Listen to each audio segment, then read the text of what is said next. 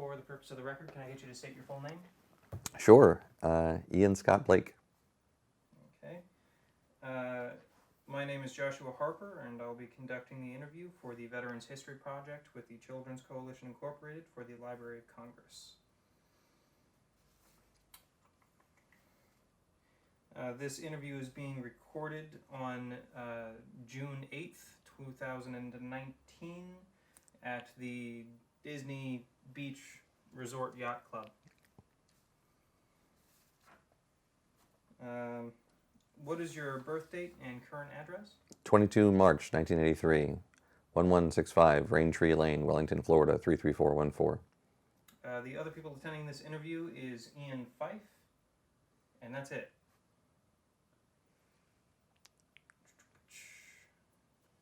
Ian, do you want some water? No, I'm good for right now. Okay. What branch of service did you serve in? I was in the Army, primarily Army National Guard, but, you know, activated twice for federal duties. Okay.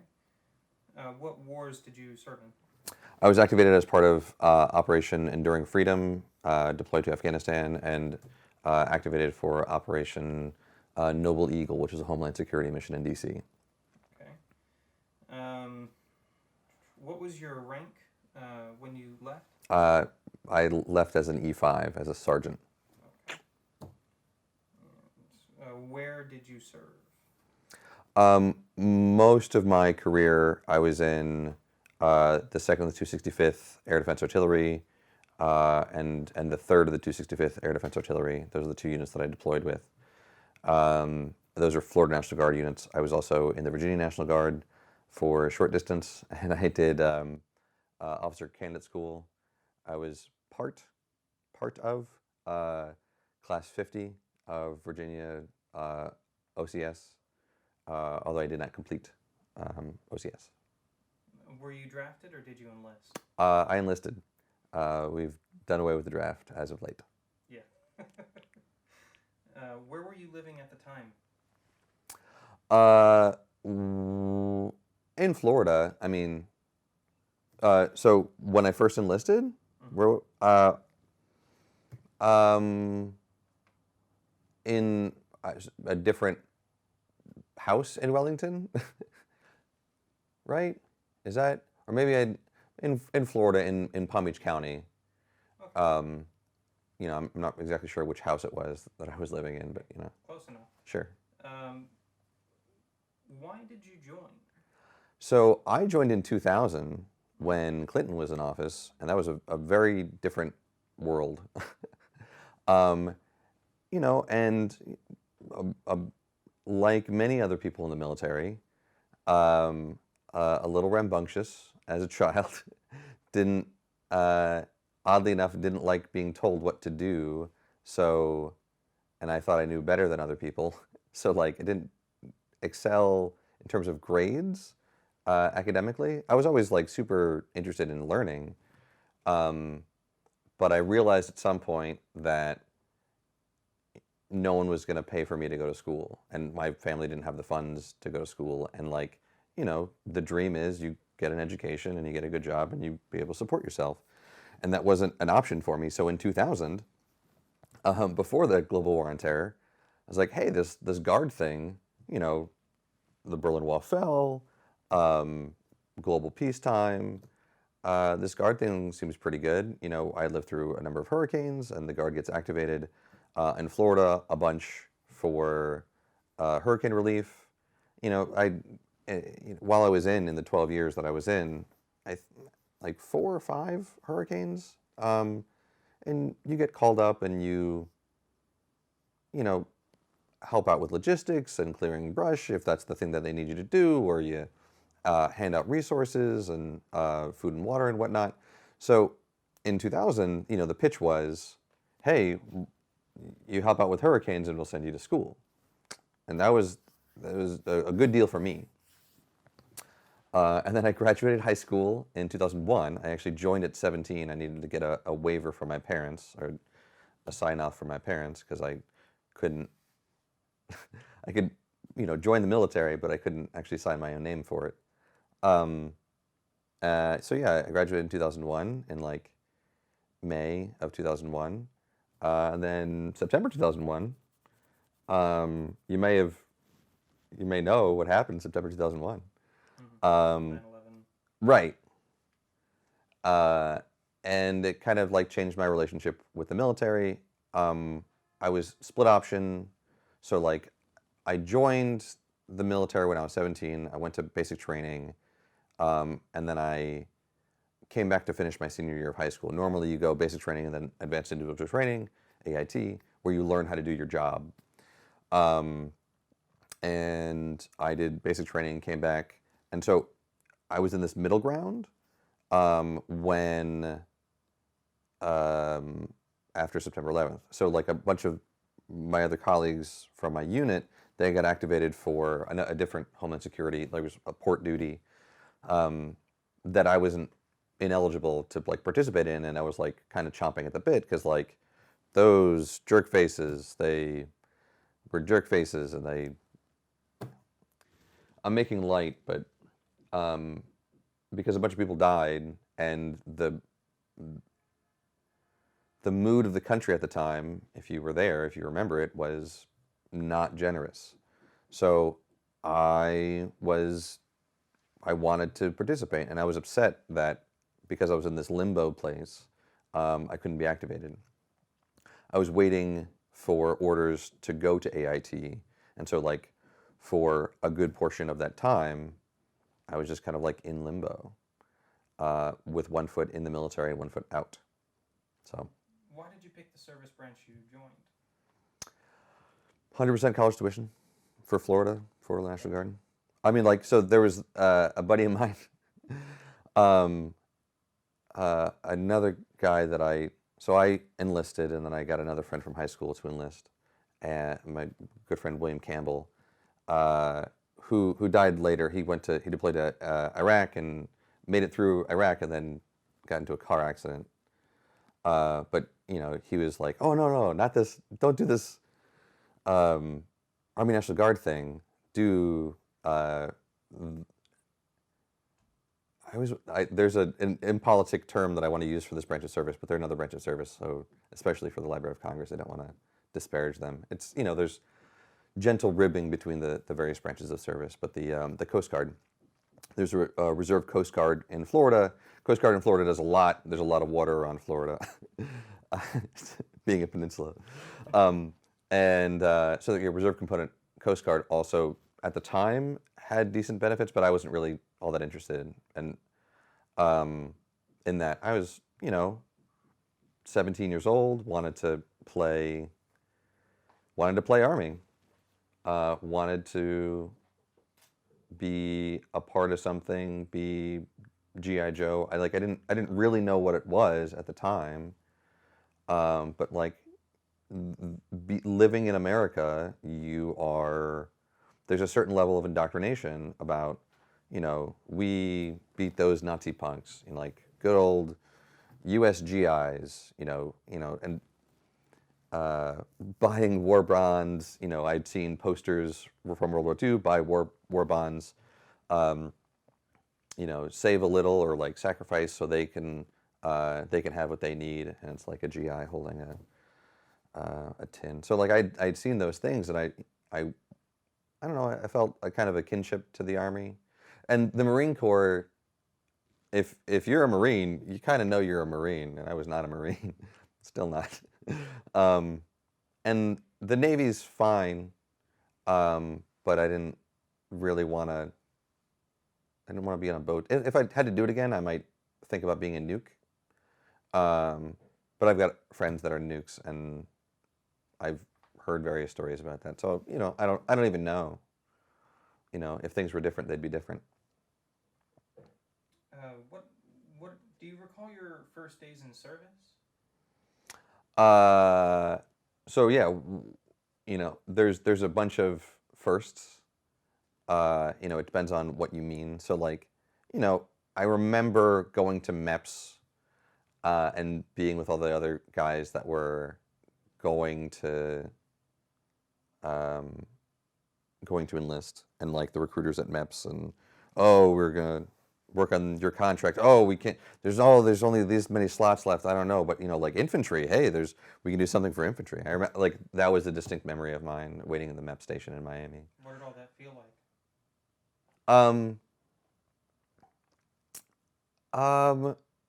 In the moment, it didn't feel like anything. It felt like I was at a Greyhound station. I mean, like the MEP station is not a Greyhound station, but I'm likening it to like, all right, cool. Like I'm gonna go on a bus.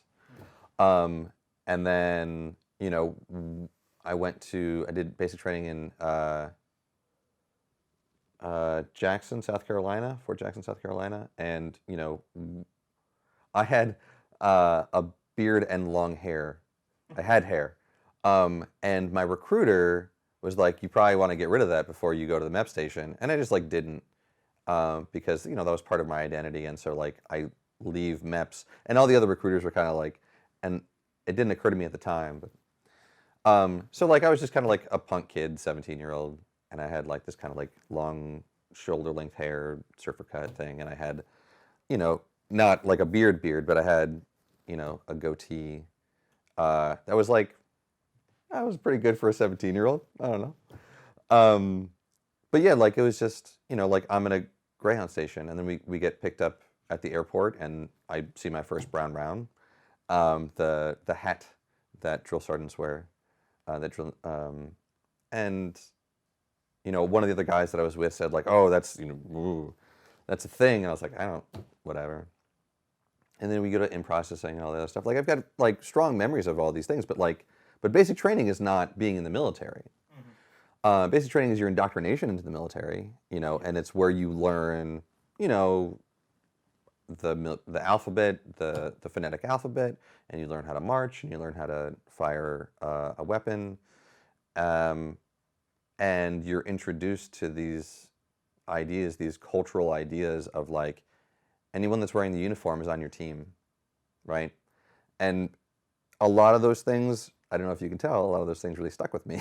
Like they're implanted in my brain of community and camaraderie and like one team, one fight. Whoa.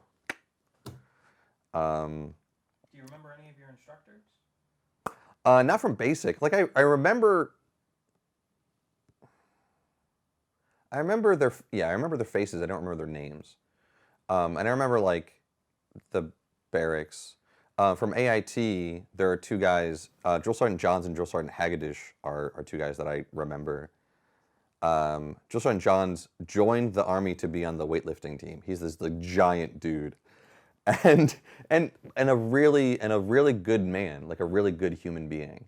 Like no tolerance for, how do we feel about swearing for the Library of Congress? I would say go ahead and avoid it. Right, unless yeah. you feel very emotionally connected to it. Right. Had very low tolerance for Bolshoi, let's say that. Didn't like Russian ballet at all. Very low tolerance, but like a really good man. And like, when people talk about the military and what it's capable of, and the leadership that comes out of that, I think he made, I don't know, another one of, I don't know what happened to Drill Sergeant Johns. I know that when he went to Korea, but after that I don't really know. But a really good man. And Drill Sergeant Hagedish, just this funny dude. And AIT is a little different than, because you're in training, but you've been in for a little while, and so like it's kind of like being in college. I feel like that's like my closest college experience of like, because you're living in a dorm. It's a barracks, but it's a dorm. And I fixed radar, so I did 3 months at Redstone, Alabama, and I did 9 months at Fort Sill, Oklahoma. And by the time you get to Oklahoma, it's called Phase 520, like, but everyone there, so they just kind of like left you alone. Like, drill sergeants, if there was a discipline problem, drill sergeants would show up. You did PT in the morning with them. You did mail in the afternoon with them. But then, like, in between, you go to school, you learn how to fix radar. You come back, you get your mail, and then they bounce.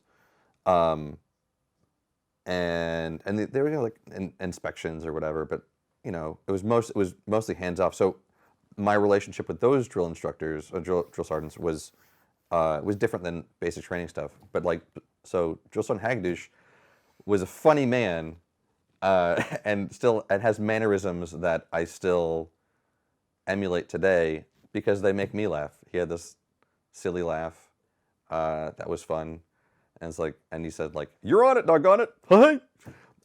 With that goofy laugh and this affect to his voice that was endearing.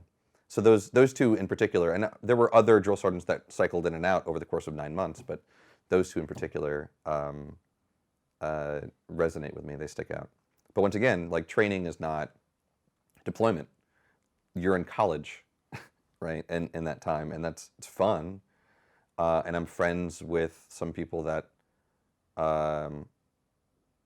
from that school that I haven't kept up with nearly anyone else in my 12-year military history career, but some of the people from AIT I still keep in touch with.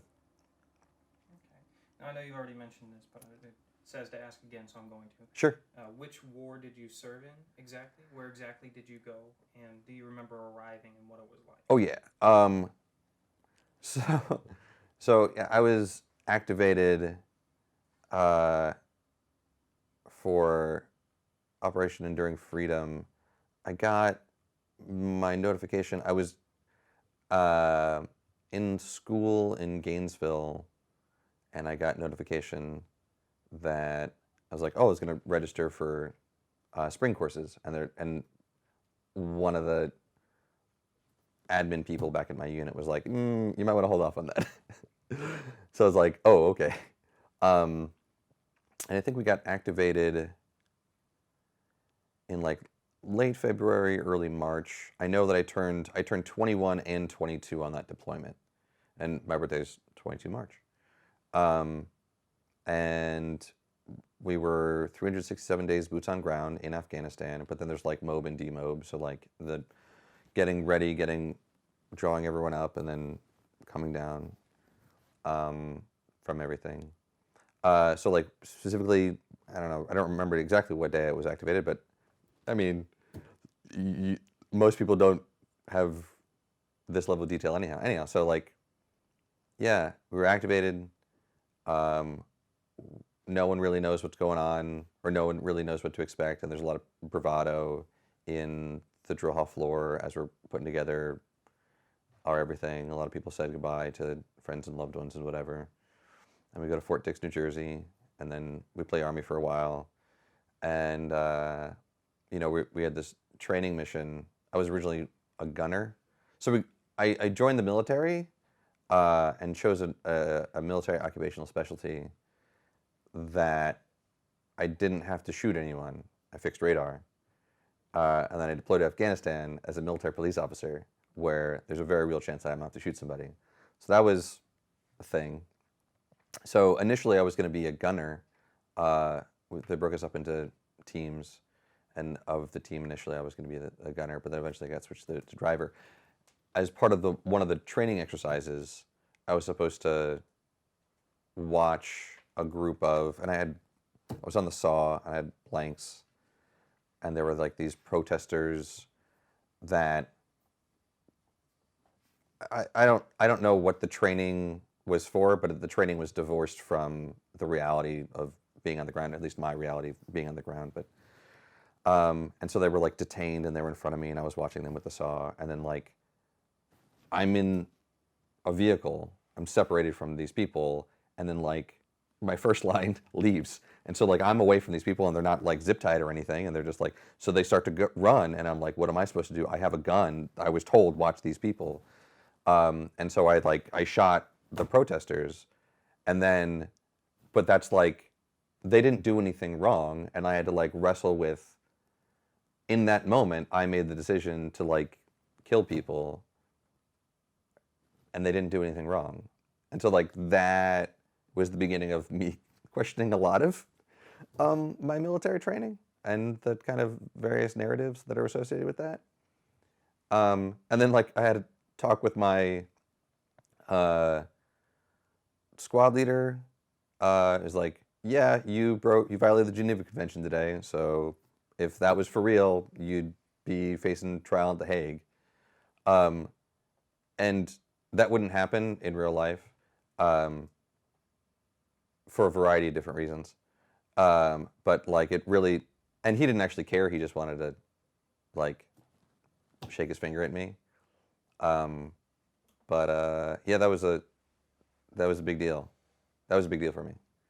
And then we get on a plane and like we bounce around from place to place, and then we arrive in Afghanistan, and it's really dry. And like, I don't know, one of the first things that I thought about was like, we had been issued camelbacks. So like there's a drink water, suck it up, drink water, drive on. Drink water. That's a thing in the military, right?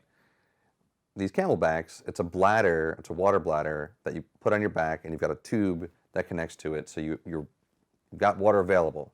And in Afghanistan, you can't use them because there's just like fecal matter in the air.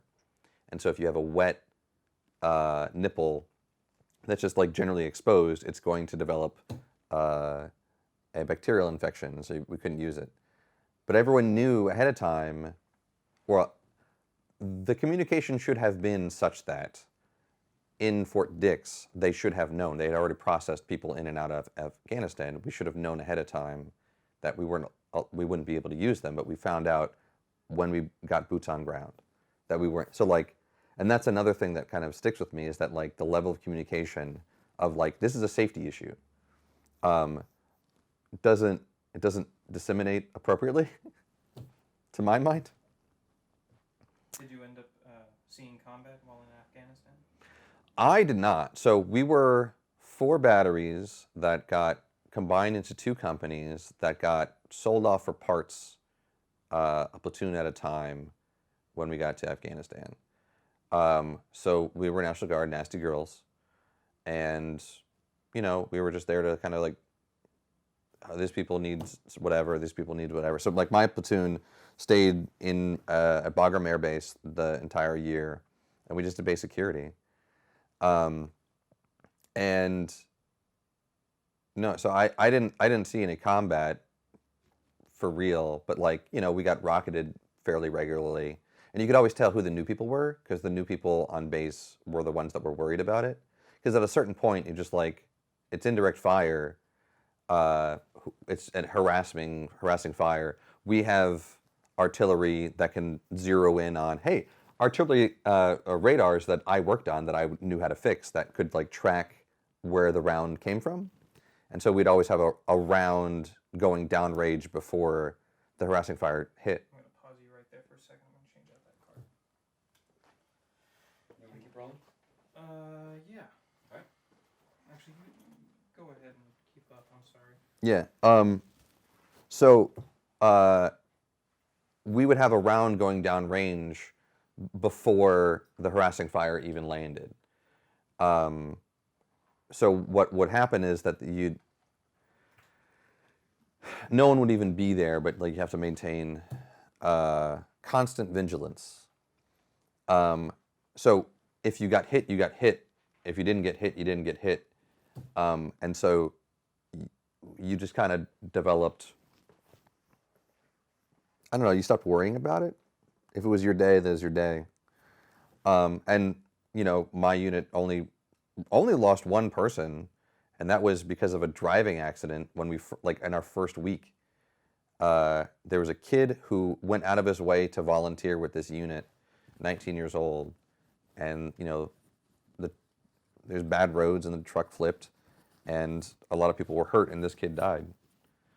But other people were out in FOBs and from my unit, but once again, we just got kind of sold off for parts. Because you deploy with the army that you have, not with the army that you want. And I understand that, I get that, and everyone that was a person on the ground that was like doing the job. You know, there was a camaraderie that was built up around that, that sense of mission, that what we're doing is important. We're, you know, we're fighting them over there so we don't fight them over here or whatever. Like, whatever the story was that they believed, everyone that had boots on ground believed that mission. And so, like, it was annoying to feel abandoned, to not feel supported by various endeavors of various incarnations of higher ups. But, you know, that's also a pretty standard feeling, pretty standard interpretation, not just in like this particular conflict, but in conflicts past, that, you know, why are you so passionate about the work that you do? Why are you so why do you re-enlist? You re-enlist, or like, why do you put yourself in harm's way? You do it because the person next to you would do it for you. And so there's like a really close camaraderie at the ground level. Not much beyond that, but, you know, at the ground level there was. So, yeah, I stayed at Bagram Air Base. You know, I was part of the logistical team, and in that I was, well, part of the logistical team, and it doesn't get a whole lot of glory, but like, an army marches on its stomach. That's a really old saying for a reason. It's stuck around for a reason. Bullets, beans, and Band-Aids sticks around for a reason. So, like, logistics doesn't get a lot of glory, but it's how you function. That's how you maintain a war. So yeah, that's what I did in Afghanistan. Gotcha. Were there any casualties by any chance in your unit? Yeah, the one kid that was in the truck accident, he was rolling out to the one kid. Gotcha. Can you tell me about some of your most memorable experiences?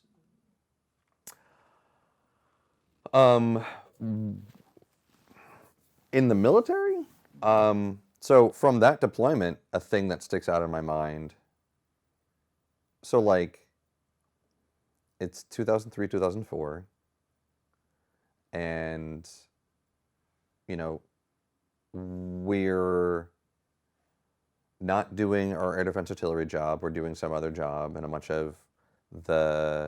I'm deployed with a bunch of other young people that are playing in the sandbox away from their families, and they're mad. And they're mad generally, you know, and they don't really have anyone to kind of take it out on. So usually they just kind of were mean to the local nationals. And we're doing base security. And so, like, and Bagram's a distribution hub. So there's a bunch of trucks that came in from Pakistan, and then from Bagram they get redistributed throughout theater. But we need the trucks, and it's a difficult job. You know, it's bad roads, and, you know, these truck drivers are carrying supplies for various entities, and it can be dangerous, you know, to carry high value items or even not high value items. So, like, I had that in my awareness that, like, hey, these guys are doing us a solid. Let's be nice to them. And some of the other guys were not nice. And I made it a point to learn some Farsi. That was the dialect that was spoken where we were. And I, you know, at the time I spoke it better, but, like, I still remember. So we're searching the vehicles, we're removing any contraband, right?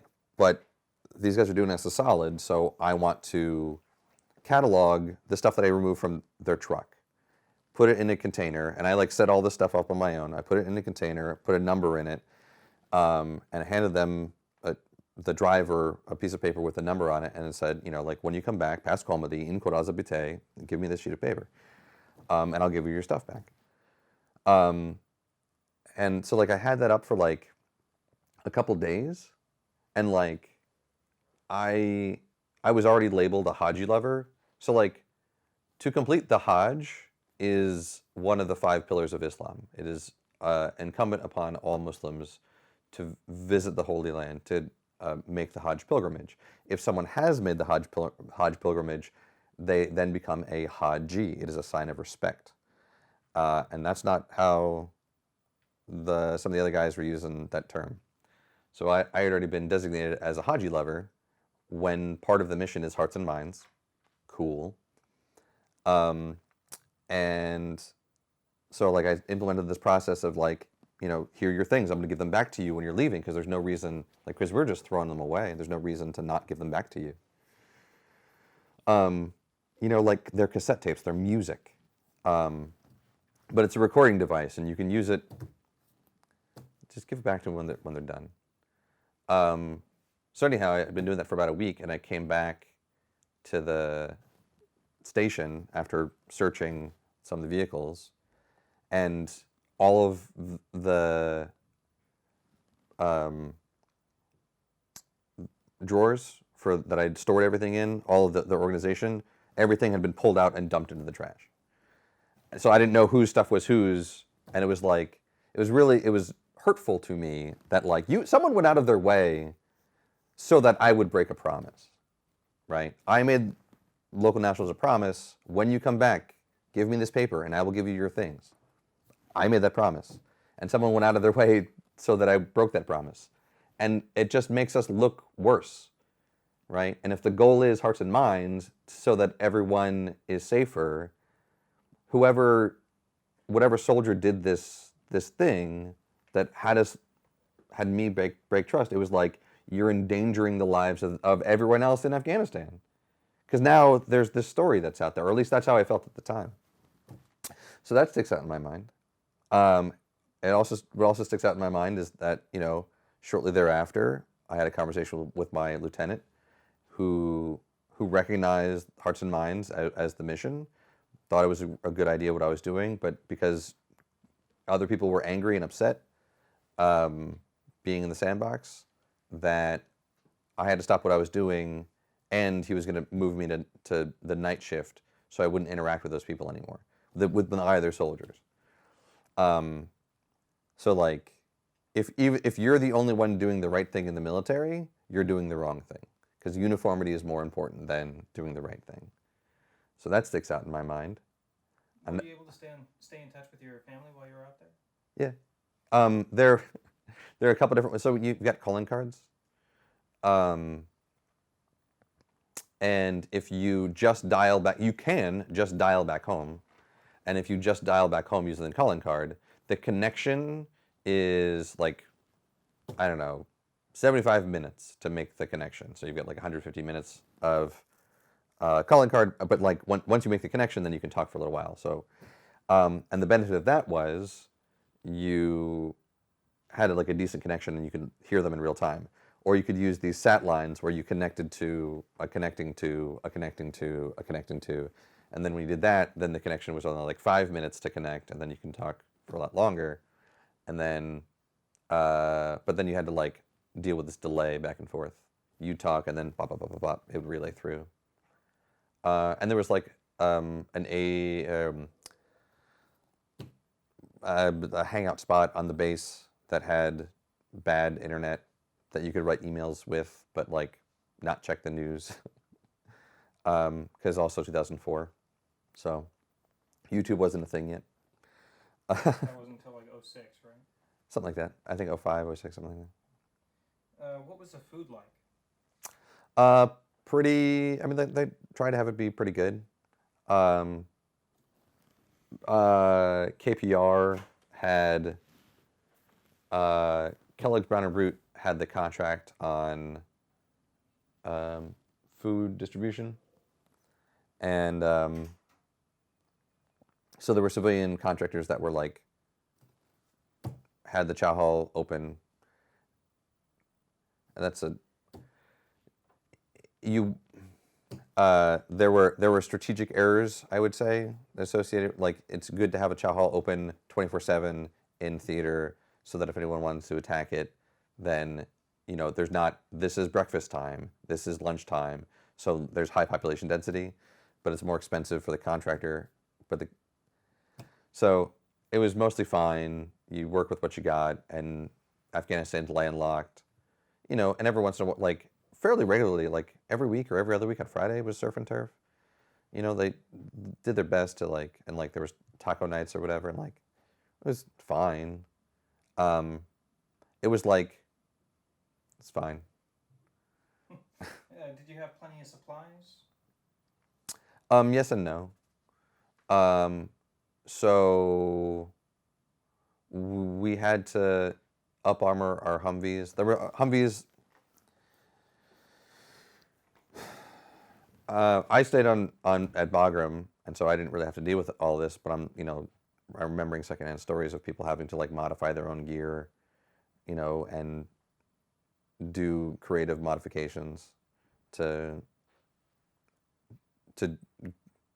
get and handle what they needed. But I was on Bagram, and so I had access to cigarettes and dip and baby wipes, and there was a Haji Mart. There was a local market thing of the local nationals that would come in, and they had bootleg DVDs. That's mostly what I bought. And trinkets and whatever that you could take off work.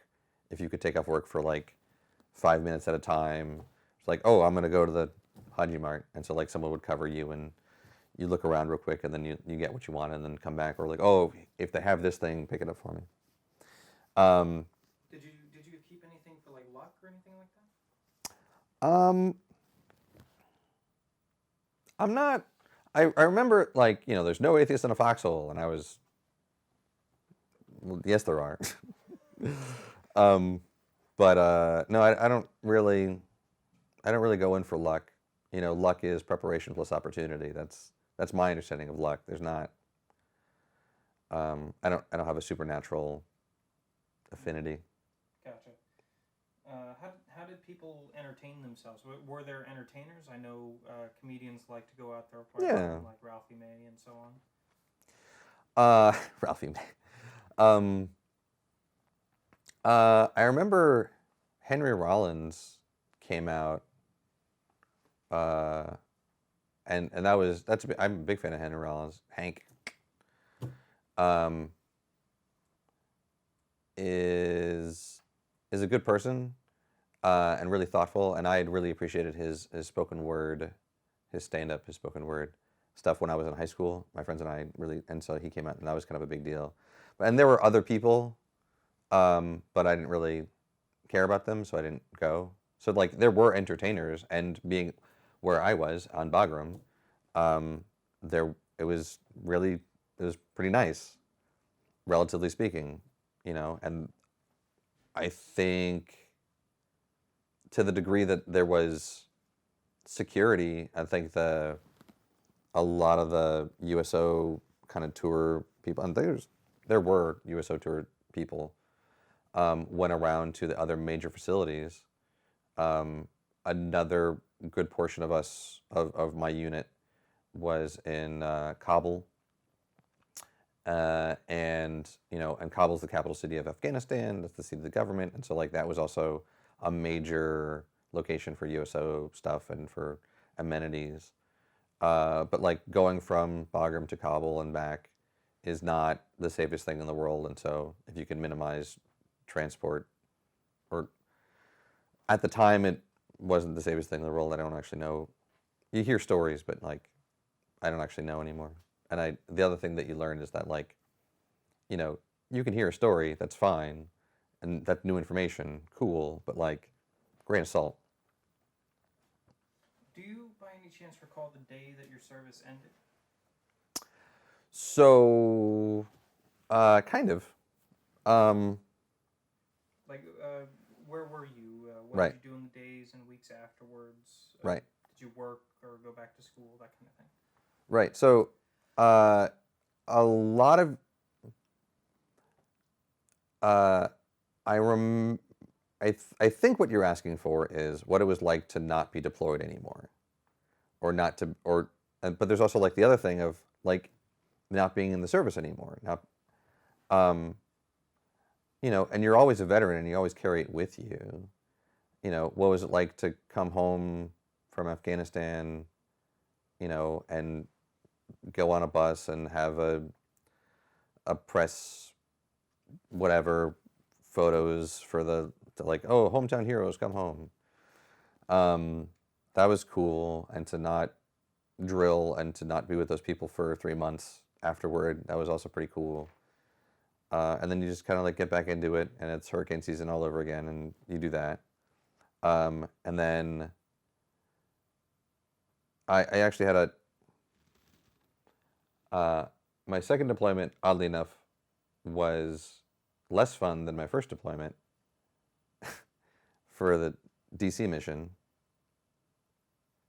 I could tell more stories about that, but the one, I was the section sergeant.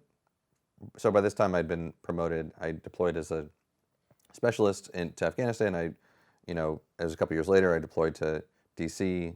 I'm a sergeant, and I'd already gotten, I'm the section sergeant. So I'm in charge of the radar team.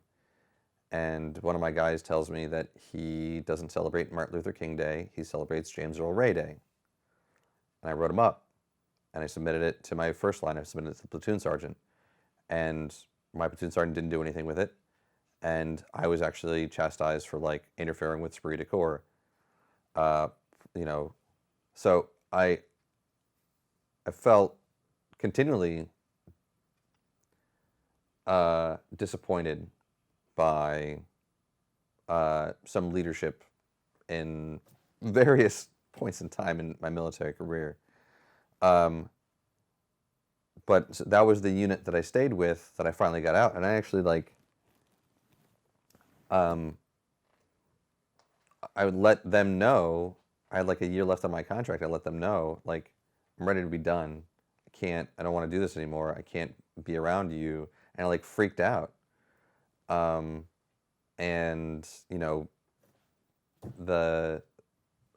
our medical person, our physician's assistant, our PA, who's like the medical person for the unit, like evaluated me and was like, yeah, this dude had a panic attack.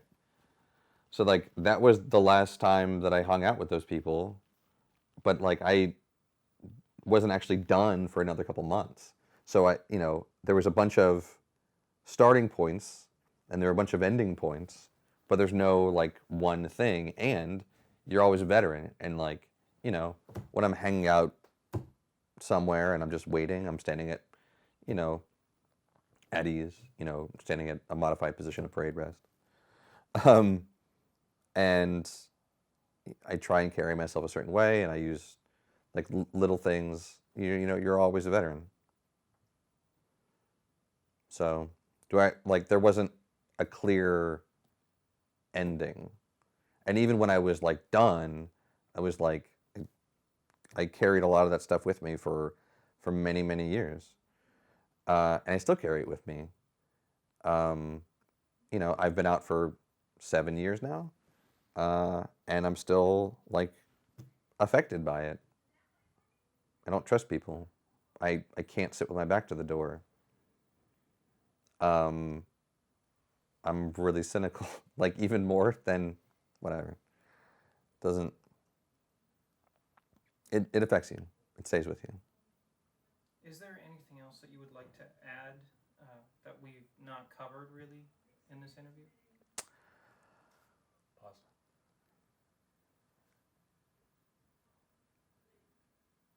Someone's talking outside. It's not a huge deal. We can continue.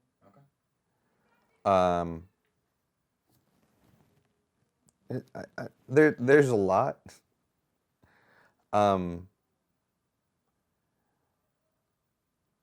So, on the one hand, these are my experiences, and like at this point, it's anecdotal. Like you have one account. But if anyone is actually listening and anyone is actually paying attention, you might find that my account is very similar to other people's. That there's a feeling of abandonment by the service members when they get into theater. That the only, safety and security and camaraderie is with the people next to you, right? And that's, I don't think that that's unique to the United States military, nor do I think that it's unique to the 21st or 20th centuries. I think, we few, we happy few, we band of brothers. It's a little bit older than either of the world wars. So if anyone is gonna watch this and pay attention, please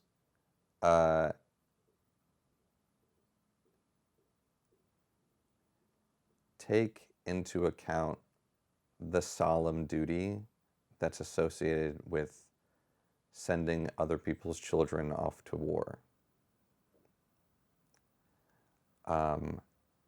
That's what I'd like to add. You can do it, and sometimes it's necessary, but understand what you're asking, because there are people that are going to volunteer, and there are people that are not going to come home, and and it's part of the job, and it's the responsibility, and you understand that when you're there, and it becomes part of your personality, right? Service. And my request is that whoever is making those decisions to send other people's children to war, that you take that responsibility seriously. Because if you do it too many times for the wrong reasons, it doesn't turn out well. So that's what I'll say about that. Well, thank you very much.